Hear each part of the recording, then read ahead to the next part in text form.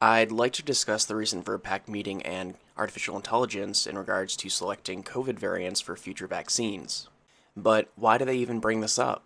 Well, mainly it's because they don't want to be putting in the effort to actually track and monitor and surveil these COVID variants.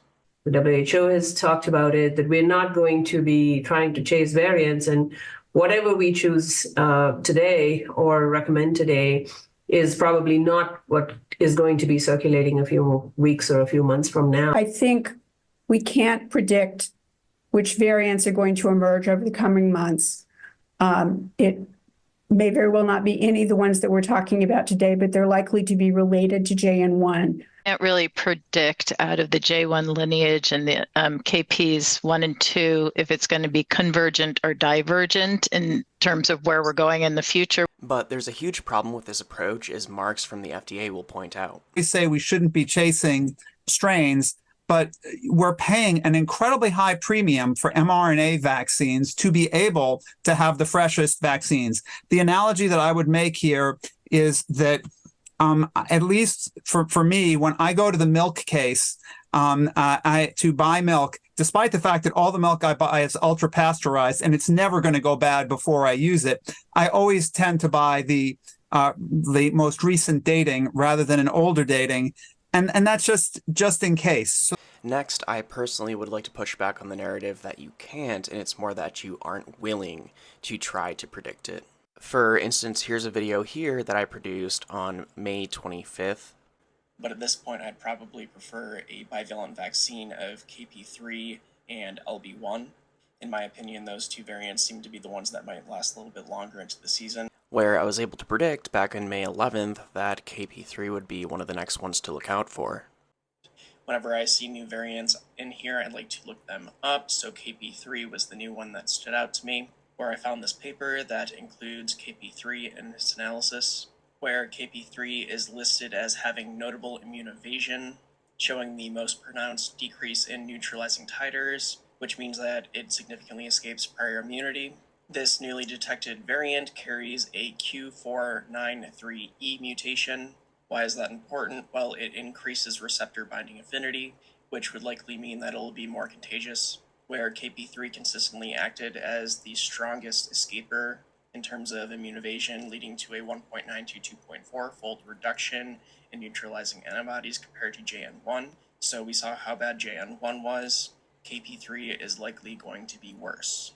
So I think this variant is going to be the one to watch. I think KP2 will currently be dominating for a while, but KP3 will likely rise quickly. That is my current speculation. And these were predictions I was able to make with publicly accessible data, where I'm literally just following the current surveillance programs and also looking abroad to see if anything is popping up in other countries as well. So let's see what they're suggesting in terms of AI. Is there any federal effort to try to integrate these data and use approaches such as machine learning, artificial intelligence, to see if we can predict from a particular mutation what the implications will be? I would highlight to the public that on the 29th of December, 2022, the President of the United States signed the FDA Modernization Act 2.0, which provides for additional paths to generate data in support of FDA filings, including human in vitro modeling and the use of artificial intelligence. And I'm really hoping that FDA and the sponsors are investing in these areas so that we keep getting better, because we're going to face these same questions and limitations again and again. But it's important to note that artificial intelligence is not some magic fix-all bullet. It's incredibly inflexible to changing parameters and when things pivot. And whether or not you have artificial intelligence, there are efforts in that space, but you really need the data to help inform either the human intelligence or the artificial intelligence, which is anti-sera to those newest variants, which when you have a variant like KP3 that just popped up, it takes a month to make anti-sera. So we're always going to be in that situation of only knowing what we know now. And this is further compounded by the fact that COVID is so new. We're in our 5th year of SARS-CoV-2, and we don't have this huge historic database like we do with influenza. Make one comment about your question about going in the like way, something like. In influenza, that terminology is well defined and people understand what it means to be something like virus. Unfortunately, we're not there yet with SARS-CoV-2. We don't know whether twofold, fourfold, eightfold is still like or not.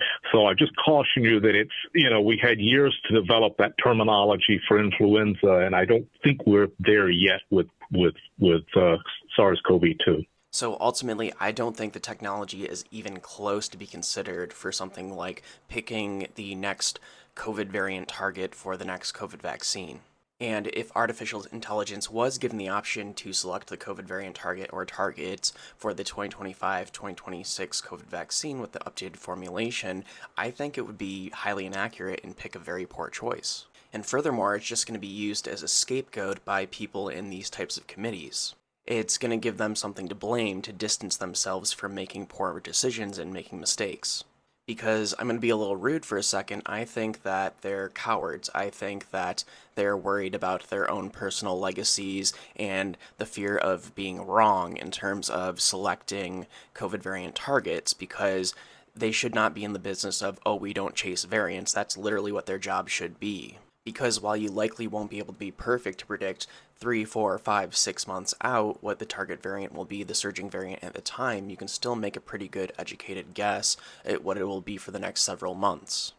For example, I'm just a member of the public, and I was able to predict that a bivalent vaccine of KP3 and LB1, which currently makes up about 50% of variants in proportion, would be the next thing. And that's literally just because I'm monitoring the current variants as they emerge from the current surveillance programs, and I'm also looking abroad and seeing what's happening globally. And this suggests that we need to have a global monitoring system like we had a while back with the World Health Organization, where every country is contributing to this, and that we need the people in these committees staying up to date on the current literature, because it's very easy to look up new variants and see what they're matching with in the literature to see who's actually testing these variants and seeing what types of immune escape properties they have. Because ultimately it's going to take people, humans, looking at the data to make these jumps and conclusions to be able to predict what's actually going to come up. Artificial intelligence is not going to have the appropriate data sets and the appropriate time to come up with these patterns and establish it and show proof of concept and everything like that to be able to get it. And then also, if they're doing deep learning models, it's going to create this black box scenario where we don't know how it's coming to the conclusions that it's coming to, and then ultimately it's going to be used as a way for people to shirk accountability